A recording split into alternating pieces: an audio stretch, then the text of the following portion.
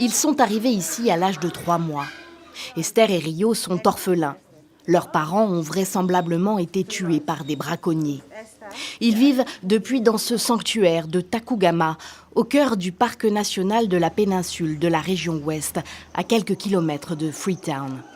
Un sanctuaire fondé il y a 30 ans par cet homme, un infatigable défenseur de la biodiversité de son pays, la Sierra Leone. Aujourd'hui, il ne sait plus comment honorer sa mission. Plus de 120 primates sont protégés ici, mais la forêt tropicale alentour, où ils sont tous nés, disparaît.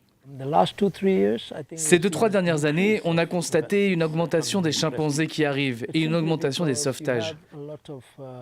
C'est simplement parce qu'il y a beaucoup de dégradation dehors, là où les animaux sauvages se trouvent.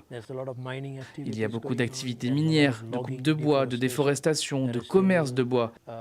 Et donc, à cause de tout ça, les habitats disparaissent. Depuis 2012, un tiers des 18 000 hectares de forêt du parc national a été perdu ou gravement endommagé. En plus de l'exploitation illégale du bois, il y a l'empiètement illégal, lui aussi, des terres du parc. Des gardes forestiers sont chargés de mener des raids sur les constructions informelles. Comme c'est un parc national, personne n'est autorisé à y vivre. Donc, lorsqu'on patrouille et qu'on tombe sur une structure en dur ou bien sur une personne, on peut l'expulser du parc et on peut démolir la structure. On doit maintenir le parc national intact. Ils ne sont pas armés face à d'éventuels trafiquants ou occupants illégaux violents.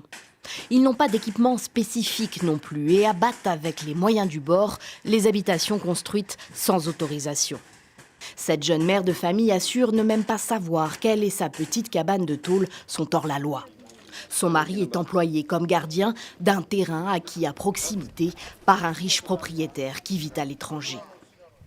Je me sens mal et offensée. Je n'ai nulle part où aller. Ces constructions qui grignotent toujours plus la forêt mettent aussi en péril l'immense barrage de Gouma.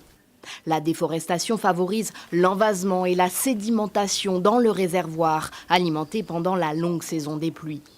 Les arbres participent aussi au cycle de l'eau, permettent de la capter et de la retenir. Ce barrage est le seul approvisionnement en eau de Freetown et de ses 2 millions d'habitants. Si rien n'est fait, vivre à Freetown serait un vrai défi. Ce sera presque impossible, parce que vous creuserez des puits et dans la plupart des endroits, vous ne pourrez même pas avoir de l'eau. Ou si vous trouvez de l'eau, elle sera contaminée. C'est donc un problème très sérieux.